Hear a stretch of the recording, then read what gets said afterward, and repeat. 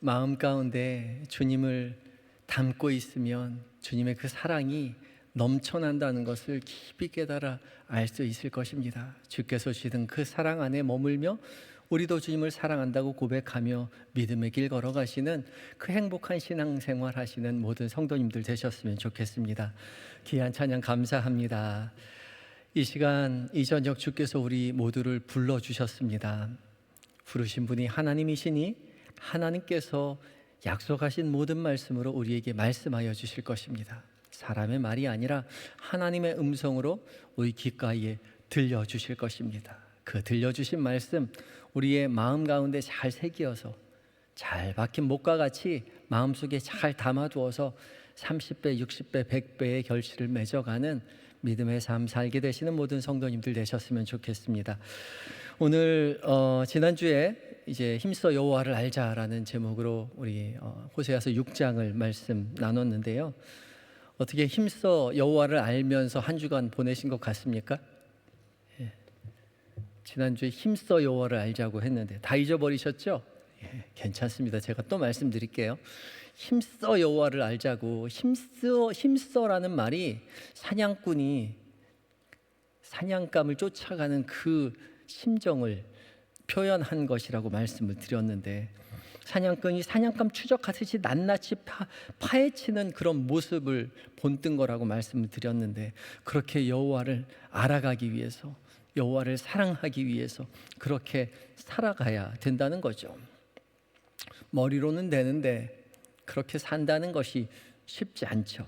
그런데요, 주님의 사랑을 느끼기에 이 가을이 얼마나 좋은지 몰라요.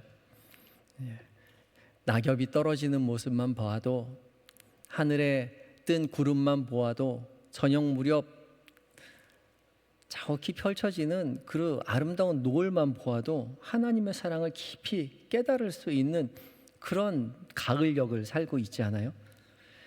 그래서 이 가을역에 밖에 나가서 좀 걸으시고 바람도 맞으시고 구름도 보시고 하늘도 바라보시면서 낙엽도 보시면서 주님의 깊은 사랑을 느끼시고 하나님 앞에 그 사랑을 고백하며 사셨으면 좋겠습니다. 오늘 호세아서 7장 말씀 보겠는데요. 오늘 제목은 또 뭐죠? 오늘 제목 기억나세요? 주보 보시고 한번 말씀 나눠볼까요? 오늘 제목 시작, 악행과 교만이요. 오늘 제목은 좀 무섭죠. 지난주에는 힘써 여호와를 알자, 주님의 사랑에 대해서 이야기 나눴는데, 오늘은 악행과 교만입니다. 이스라엘의 악행과 교만을 벌하시겠다는 내용이죠. 하나님께서 이스라엘 백성들 사랑하셔서 먹이시고 입히시고 돌봐주고 계신데,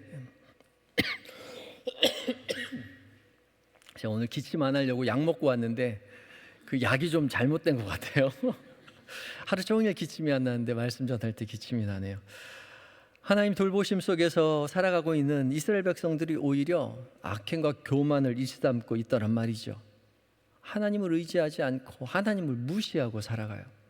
그래서 하나님 가만히 계시지 않겠노라고 말씀하고 계시는 겁니다. 이 백성 벌하시겠다고 말씀하시는데도 고난 가운데 있는 이스라엘 백성들이 여전히 교만해서 하나님께 돌아올 생각하지 않고 있거든요. 하나님을 의지해야 할 이스라엘 백성들이 하나님은커녕 애굽으로 아수르로 도망가고 있거든요. 그래서 하나님은 7장에서 이스라엘 백성들, 내가 악행과 그 교만을 가만히 두지 않겠다, 심판하시겠다, 징계하시겠다, 그렇게 경고하시는 거죠. 7장은 16절까지 되어 있는데 16절까지의 이 7장이 세 부분으로 나누어질 수가 있습니다.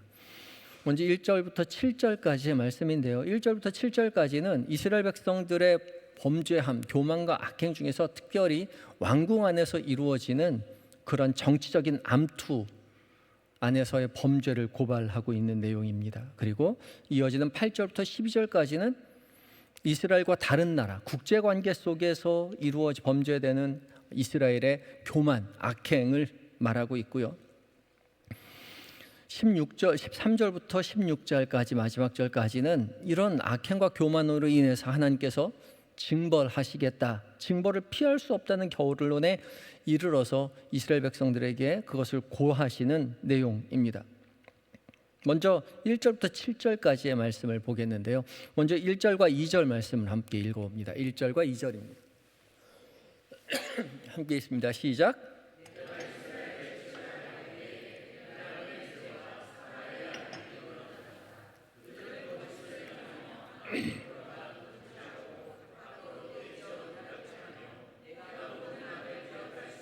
내가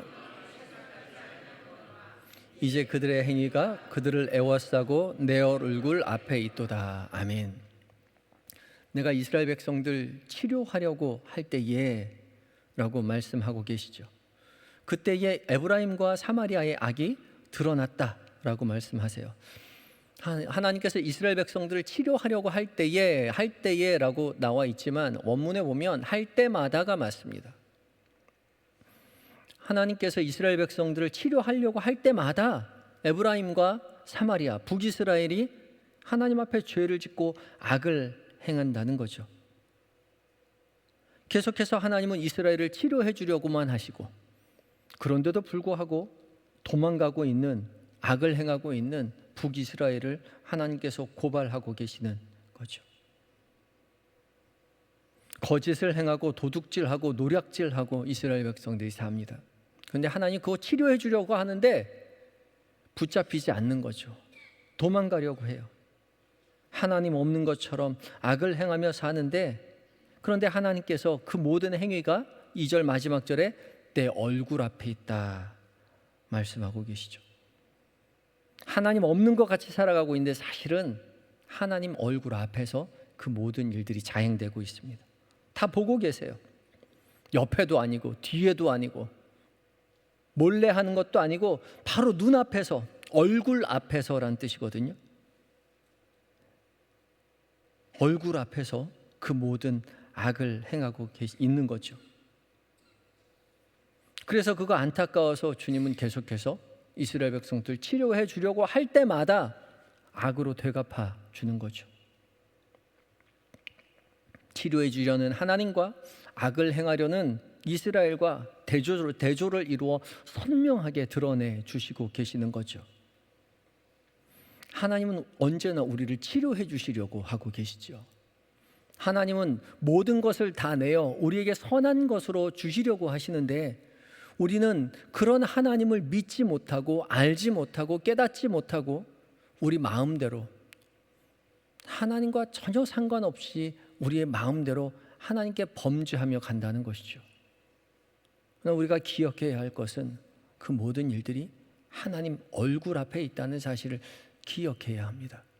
내 마음대로, 내 뜻대로, 나 하고 싶은 대로 도망가며 살지만 눈에 보이지 않는다고, 들리지 않는다고 하나님이 안 계신 것이 아니라 늘 주님 앞에 있다는, 하나님 앞에 있다는 사실을 기억하시고, 그럼에도 불구하고 하나님은 우리를 치료해 주시기 위하여 그때마다 우리를 애타게 찾고 계신다는 사실을 기억해야 한다는 거죠. 이어지는 3절부터 7절까지 본격적으로 이스라엘의 악행을 고발하고 있는데요. 무엇보다 왕과 지도자들, 왕궁 안에서 이루어지는 악행을 고발하시죠. 3절 말씀을 함께 읽어봅니다. 3절 시작. 그들이 그 악으로 왕을, 그 거짓말로 지도자들을 기쁘게 하도다. 악을 행하는데 그 악으로 왕을, 그 거짓말로 지도자들을 기쁘게 한다. 여기 왕궁에 있는 사람들이 누구냐면 그들은 귀족들입니다. 왕과 지도자들을 기쁘게 하긴 하는데 무엇으로 기쁘게 하냐면 악으로 기쁘게 하고 거짓말로 기쁘게 해요. 무슨 소리입니까? 아첨하고 있는 겁니다. 왕에게, 지도자들에게 아첨하는 거죠. 왜 아첨합니까? 속이려고요. 일부 학자들이 이 말씀이 이제 이스라엘의 마지막 왕이었던 호세아가 이제 왕으로 마지막 왕이었는데, 이 호세아 왕의 선왕이었던 아버지였던 베가를 이제 호세아가 암살했거든요. 그 암살한 것을 배경으로 하고 있다라고 말합니다. 앞에서 볼 때는 웃으면서 기뻐하는 것처럼 보이지만 마음속으로는 악을 품고 있었던 것이죠. 그리고 선왕을 죽이고 왕위에 올랐습니다. 호세아 선지자가 아니라 마지막 북이스라엘의 마지막 왕 호세아가요. 그런데 선왕을 죽이고 왕위에 오른 사람은 이 호세아 왕뿐만이 아니었습니다. 여로보암 2세 이후의 북이스라엘의 역사는 왕위 쟁탈전이었습니다. 특별히 호세아 선지자 호세아가 활동했던 한 30년 동안 북이스라엘은 4번의 혁명이 있었고요. 그동안 6명의 왕이 바뀌었습니다. 30년 동안 6명의 왕이 바뀌었으니 얼마나 자주 왕위 쟁탈전이 이루어졌겠습니까? 어떤 왕은 2년, 어떤 왕은 짧게는 6개월 그렇게 맞게 통치하지 못했던 거죠. 그래서 세번역 성경은 이런 해석을 토대로 해서 이렇게 3절을 번역하고 있는데요. 3절 함께 읽어볼까요? 시작. 왕을 갈아치울 자들이 악한 음모를 품고서도 겉으로는 왕을 기쁘게 하며 온갖 기만으로 대신하여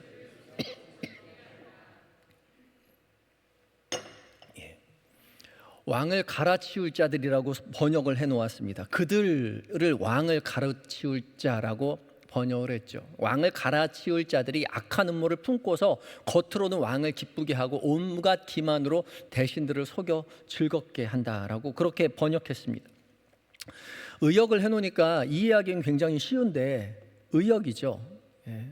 세번역 성경은 직역보다는 의역을 많이 합니다. 그래서 읽으면 한눈에 이게 무슨 뜻이구나 하고 탁 들어오긴 하지만 의역입니다. 의역이기 때문에 본문을 좀 많이 훼손할 수밖에 없어요. 그래서 본문의 의미를 이해하는 데는 도움이 되지만 그 히브리어 본문이나 헬라어 본문과는 조금 다른 너무 엇나간 번역을 할 때도 있습니다. 그래서 세번역 성경을 보시려면 항상 옆에 개역개정 성경을 같이 보는 것을 저는 추천해 드립니다. 개역개정 성경은 직역이 많이 있거든요. 그래서 헬라어 본문에서는 그들이 그 왕을 그 거짓말로 지도자를 기쁘게 한다고 했지만 세번역에는 왕을 갈아치울 자들이라고 번역을 해 놓았어요. 그렇게 왕을 갈아치울 만한 사람들의 마음이 그런 속이려는 마음들을 가지고 있지만 웃으면서 기쁘게 하면서 시기를 보는 거죠. 그래서 이런 행태를 4절은 이렇게 표현합니다. 4절 읽어볼까요? 우리 개역개정 성경 4절입니다. 시작. 그들은 다 간음하는 자라 과자 만드는 자에 의해 달궈진 화덕과 같도다. 그가 반죽을 뭉침으로 발효되기까지만 불 일으키기를 그칠 뿐이지라. 그들이 다 간음하는 자라, 여기서 그들도 아까 말한 대로 왕을 갈아치울 자들이고 언제든지 반역을 준비하고 있는 왕의 귀족들이죠. 이 사람들이 다 간음한다고요. 이 간음한다는 말은 정말로 여자를 품고 간음을 한다는 이야기가 아니라 언제든지 왕을 갈아치울 속셈을 가지고 있다는 겁니다. 왕에게 충성을 맹세하지만 언제든지 다른 왕으로 갈아탈 준비가 되어 있는 사람들이라는 거죠. 왕이 찬탈을 노리는 왕권 쟁탈전을 언제든지 할 준비가 되어 있어요. 그런데 하나님은 이런 모습을 과자를 만드는 자에 의해 달궈진 화덕과 같다, 그렇게 표현하죠. 과자라고 표현했지만 과자는 빵입니다. 이스라엘 백성들의 주식이 빵인데 그건 이제 과자를 굽는다라고 번역을 해놓은 거죠. 이스라엘은 전통적으로 빵을 만들 때 반죽을 발효시켜서 그거를 화덕에 이제 납작하게 만들어서 화덕에 올려놓고 화덕 위에 구워서 빵을 만들었죠. 그 당시에 어떤 화덕을 썼는지 제가 사진을 하나 찾아서 여러분에게 준비를 했는데요. 사진을 한번 보여주시겠어요? 이게 이제 그 당시 고대 팔레스타인 지역에서 전통적으로 가지고 있었던 화덕에 가까운 모습입니다. 보면 이제 옹기, 흙으로 옹기 같이 둥그렇게 만들고 그 안에서 불을 피우고 그 위에 돌멩이를 놓는다든지 하죠. 그 위에 뚜껑이 있어요. 다음 사진 보여주시겠어요? 이렇게 뚜껑을 덮어 놓기도 합니다. 왜 뚜껑을 덮어 놓냐면 안 쓸 때는 덮어 놔야 돼요. 왜냐하면 불이 꺼지면 안 되기 때문에 그렇죠. 언제나 불을 활활 태워오면 장작이 많이 들지 않아요? 그래서 화덕의 불은 언제나 피워져 있어야만 했지만 이 불이 언제나 활활 타오르는 것은 아니고 빵을 구울 때, 떡을 구울 때만 불을 좀 강하게 피웠습니다. 그리고 빵을 굽지 않을 때는 불을 약하게 해서 땔감을 아꼈죠. 우리 옛날에 예전에도 그랬잖아요. 불은 항상 꺼뜨려 놓으면 안 되는 거였어요. 그래서 불 꺼지지 않게 해서 하기 위해서 늘 연탄불을 조절합니다. 그래서 어디 나갈 때는 붓두막에 불을 다 막아놓고 가죠. 최소한 불이 꺼지지만 않게 해놓고 가요. 근데 불이 꺼지면 어떡합니까? 옆집 가서 불을 얻어와야죠. 그래서 불을 관리하는 게 굉장히 중요한 일이었어요. 이때 당시 팔레스타인도 마찬가지였습니다. 필요할 때만 강하게 떼고 필요하지 않을 때는 약하게 뗐었다는 거죠. 그래서 빵 만죽을 만들어서 발효할 때는 상대적으로 불을 약하게 피우고 빵을 구워야만 할 때는 강하게 피우는 거죠. 그런 생각을 가지고 4절 말씀 다시 한번 읽어보겠습니다. 4절 말씀이요. 시작. 그들은 다 간음하는 자라 과자 만드는 자에 의해 달궈진 화덕과 같도다. 그가 반죽을 뭉침으로 발효되기 전까지만 그 불 일으키기를 그칠 뿐이라. 아멘. 그가 반죽을 뭉침으로 발효되기까지만 불 일으키기를 그칠 뿐이래. 불 일으키기를 그친다는 건 불을 약하게 만든다는 거죠. 반죽을 뭉쳐서 발효되긴 그 시간까지, 반죽할 때까지만 불 일으키기를 그친다. 불을 약하게 한다는 거예요. 나머지는 계속해서 빵을 구워낸다는 거죠. 빵을 자주 굽는다는 겁니다. 그러니까 이 말은 늘 빵 구울 준비가 되어 있다는 거죠. 자주 왕을 간다는 거예요. 밥 먹듯이 이 왕에서 저 왕으로 계속 갈아탄다는 거죠. 그것을 간음한다라고 표현을 해놓았어요. 30년 동안 6명의 왕을 갈아치우면서 이스라엘 백성들은 이 왕이면 우리가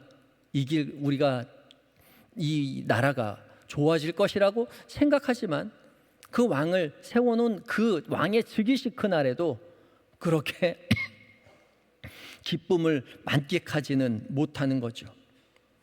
5절 말씀을 함께 읽어보겠습니다. 5절 말씀 시작.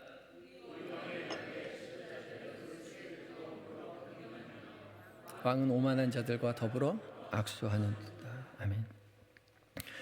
우리 왕의 날의 지도자들은 이라고 했는데 이 왕의 날은 왕이 즉위하는 날, 왕의 생일, 왕의 잔칫날입니다.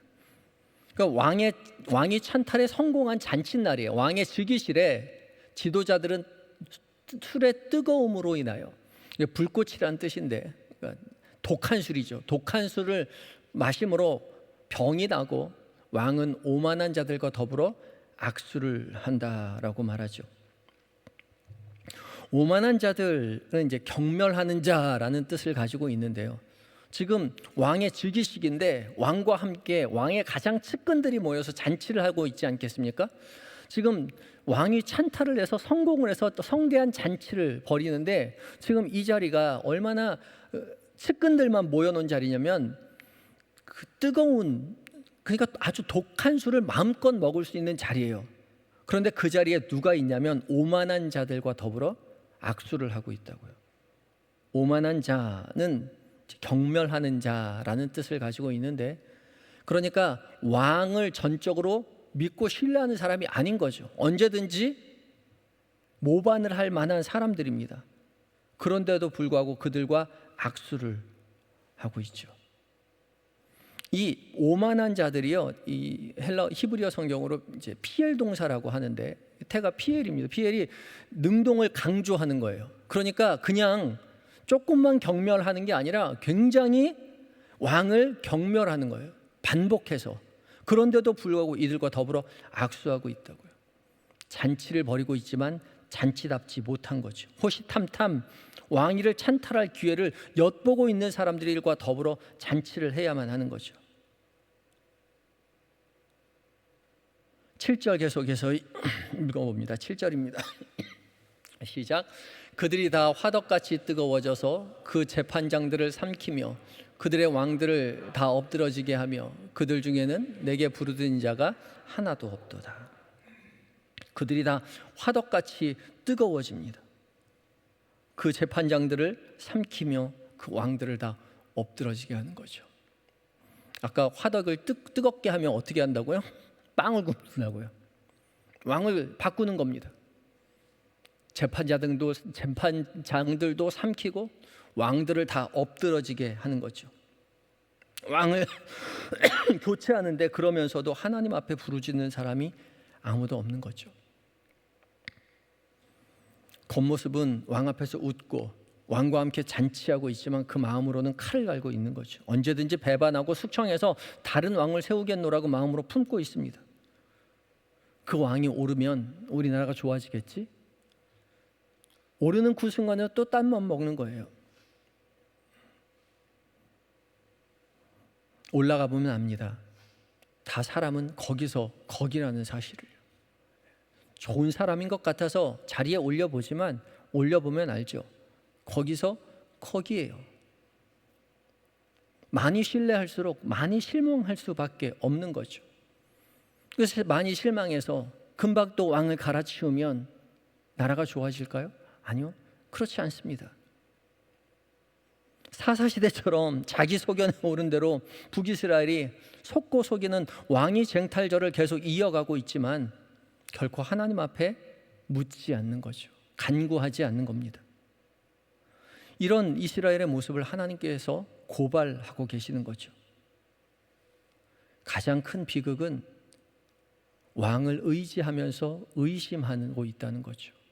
그러면서도 하나님을 신뢰하지 못하고 있습니다. 하나님께 기도하지 않아요. 이스라엘을 구원하실 분은 자꾸 새로 세워지는 새로운 왕이 아니라 하나님이신 거죠. 그래서 하나님 앞에 간구해야 합니다. 한영교회가 잘 되는 일은 왕을 바꾸고 지도자를 바꾸고 회장을 바꾸고 구역장을 바꾸고 지도자를 바꾸는 데 있지 않고 우리 모두 주님을 바라보는 데 있다는 거죠. 우리가 함께 주님을 바라보고 주님 앞에 간구하고 기도할 때에 우리 한영교회가 하나님께서 이끌어 가시는 교회가 될 것이라는 거죠. 신뢰해서 장으로 올려보지만 중직자로 올려보지만 실망하죠. 저도 마찬가지예요. 남목사가 와서 교회가 좋아지겠지? 남목사에게 기대를 많이 하면 많이 할수록 무엇이 크다고요? 실망이 크다고요. 그러니까 어떻게 하라고요? 지금 그랬잖아요. 어떻게 하라고요? 기도하라고요. 기도하라고. 주님 앞에 기도하라고요. 저도 여러분과 함께 목회하지만 여러분을 신뢰하고 여러분을 사랑하고 여러분을 섬기고 있는 이 자리이지만 여러분을 의지하는 것이 아니라 하나님을 의지하며 여러분과 함께 가는 것이죠. 우리 모두가 주님만 의지하고 주님 앞에 기도하고 주님 앞에 내어 맡길 때에 우리 한영교회는 그 누구도 아닌 주님께서 이끌어 가시는 주님 기뻐하시는 교회로 바로 세워질 줄 믿습니다. 의지하며 기도하고 주님 앞에만 맡기는 우리 한영교회 모든 성도님들 되셔야 할 것입니다. 이어지는 8절부터 12절까지 말씀, 이스라엘의 교만을 고발할 때에 8절부터 12절까지는 외교관계 안에서의 교만을 말하고 있다고 말씀드렸죠. 8절과 9절 말씀 읽어봅니다. 8절과 9절입니다. 시작. 에브라함이 여러 민족 가운데에 혼합되니 그는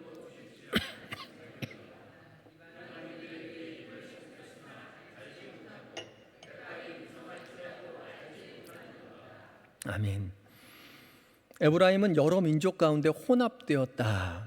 이리저리 찾아가는 거예요. 이방 민족의 문화를 막 받아들이면서 그러면 우리나라가 좋아질 거라고 생각하지만 그렇지 않다는 거죠. 여러 민족 가운데 혼합되는데 그것이 곧 뒤집어지지 않은 전병이라고 말하죠. 아까 화로를 보여드렸는데 그 화로에 떡을 넣고 구울 때에 그냥 가만히 두면 한쪽만 타고 위쪽은 불이 닿지 않는 쪽은 설익게 되죠. 그래서 때가 되면 잘 뒤집어줘야 양면이 다 고루 익을 텐데 뒤집어지지 않으니까 한쪽은 까맣게 타들어가고 한쪽은 설익는다는 거죠. 그게 이스라엘의 모습이라는 거죠.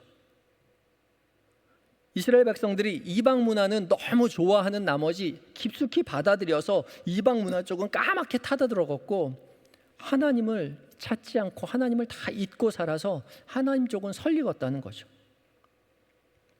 까맣게 탈 정도로 이방 문화만 받아들이고 있으니 이방인들이 그의 힘, 곧 이스라엘의 힘을 삼켰지만 알지 못한다라고 말하죠.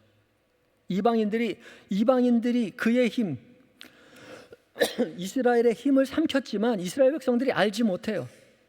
깨닫지 못하는 거죠. 백발이 무성할 정도로 다 기력이 세해졌는데도 불구하고 이스라엘 백성들이 그렇게 기력이 다 세해졌는데도 불구하고 깨닫지 못하고 있다는 거죠.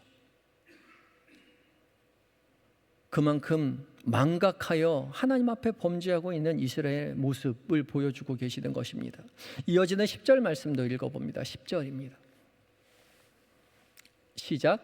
이스라엘의 교만은 그 얼굴에 드러났나니 그들이 이 모든 일을 당하여도 그들의 하나님 여호와께로 돌아오지 아니하며 구하지 아니하는도다. 아멘. 이스라엘의 교만은 그 얼굴에 드러났다. 교만이 얼굴에 드러났습니다. 얼굴은 외양, 겉모습을 의미하죠. 외적으로 드러나는 태도와 행동이 하나님 앞에 명백히 드러났습니다. 속으로만 불순종하고 마음으로만 하나님 앞에 거짓을 품는 것이 아니라 겉모습이 완전히 다 불순종과 교만이 감출 수 없을 정도로 행위로 모두 다 드러나게 되었다는 거죠. 그런데도 불구하고 그들이 하나님 여호와께로 돌아오지도 않고 하나님께 구하지도 않습니다.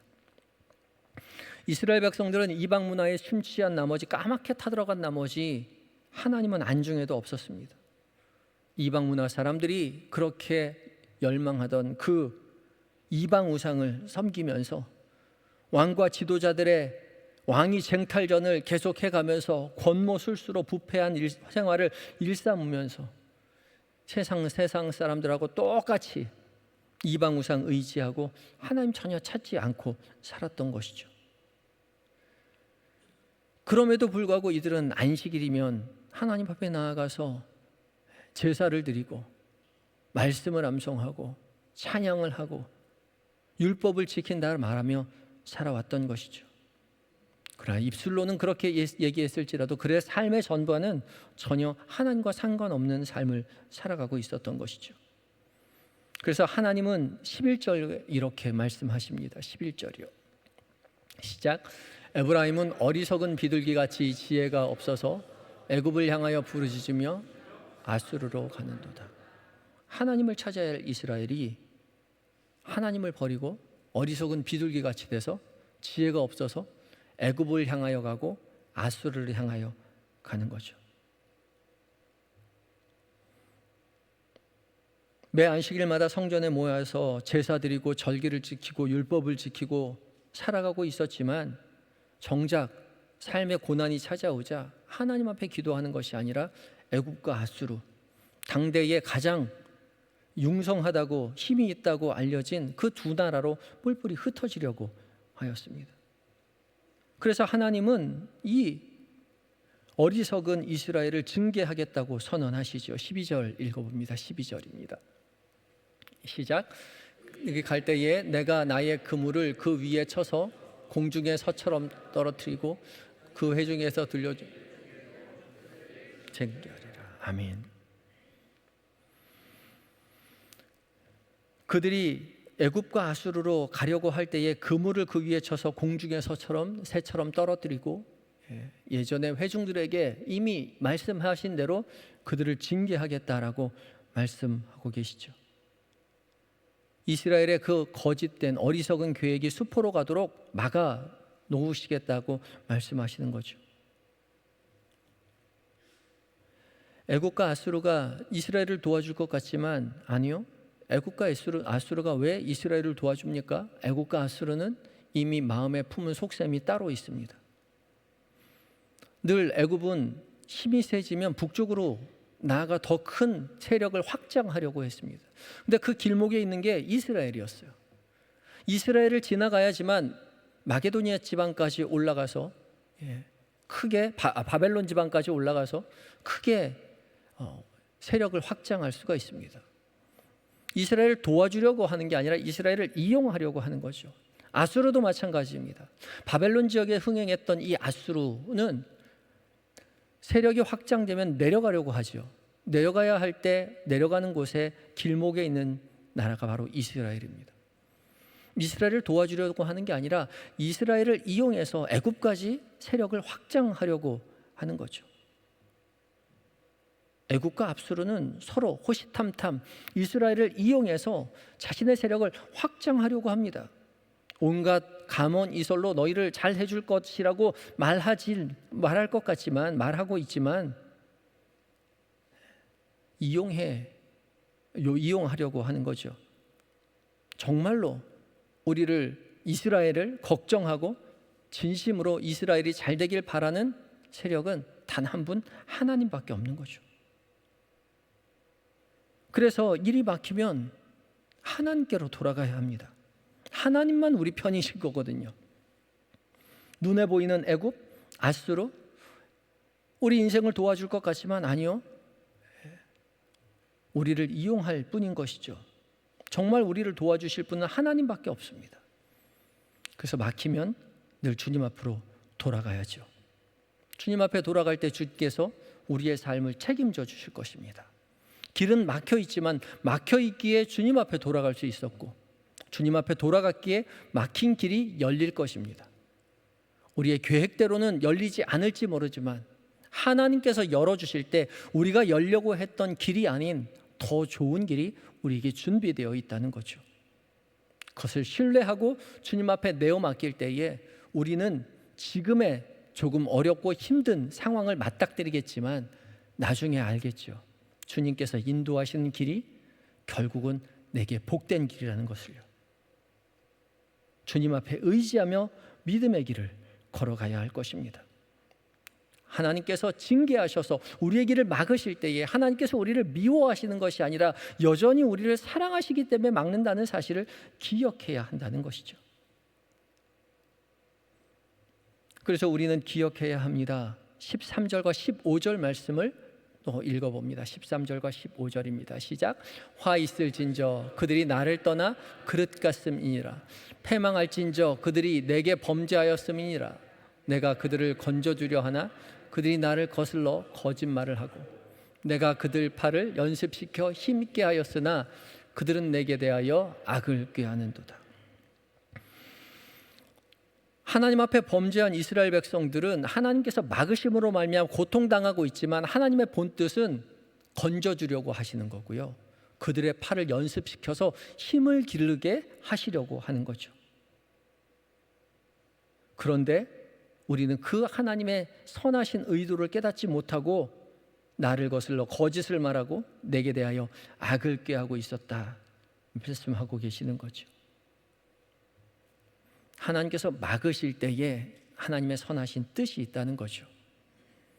그래서 고난 가운데 있을 때 그 고난을 잘 인정하고 이해하고 받아들이고 하나님의 훈련으로 이해해야 한다는 것이죠.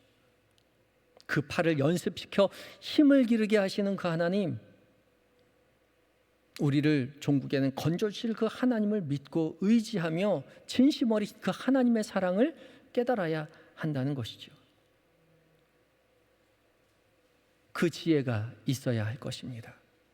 하나님 우리의 삶의 길을 막을 때에 고난이 찾아올 때에 주님 앞에 나아가 내어 맡기고 주께서 더 좋은 길로 인도하실 줄 믿고 그 고난을 훈련의 자리로 더 큰 힘을 기르는 자리로 이해하고 받아들일 때에 주님께서 우리에게 더 좋은 길로 더 좋은 것으로 채워주실 것이라는 거죠. 진정으로 우리가 하나님의 영광을 위해서 주님께 의지하며 길을 걸어가고 있다면, 그럴 때에 우리의 마음대로 길이 열리지 않는다면 너무 상심하지 마시기 바랍니다. 주님이 더 좋은 길로 인도하고 계시는 거예요. 주께서 막아주셨으니 그대로 멈추어 서 있습니다. 주께서 짐을 지우셨으니 짐을 지고 가겠습니다. 훈련인 줄 믿고 더 팔을 연습시켜 힘있게 하시는 하나님이신 줄 믿고 주님을 신뢰하며 기도하며 의지하고 걸어갈 때에 우리가 생각하는 것보다 더 큰 것으로, 더 좋은 것으로 우리에게 베풀어 주시는 주님이심을 고백하게 될 것입니다. 우리를 여전히 사랑하셔서 우리를 구원으로 이끌어 가시는 그 하나님이심을 믿고 의지하며 오늘도 내일도 우리의 인생을 살게 되시는 모든 성도님들 되시기를 예수 그리스도의 이름으로 축복합니다. 함께 기도하시겠습니다. 함께 기도하